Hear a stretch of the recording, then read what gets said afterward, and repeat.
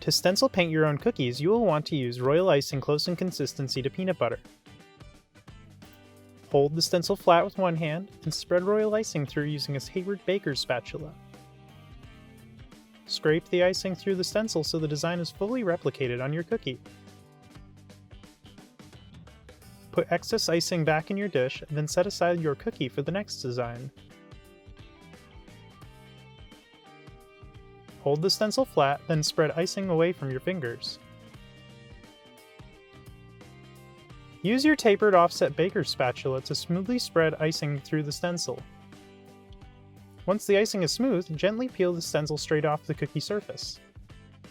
Prepare the color palette by placing the stencil into the stencil genie with magnets to hold it in position. Load the airbrush with Amerimist food coloring, test the airflow on a piece of paper towel, and lightly build the color of the palette. Add the cookies to goodie bags along with a watercolor paintbrush. Paint your cookies by dipping the brush into water and then swirl it into the palette. Painting your own cookies is just like using watercolors.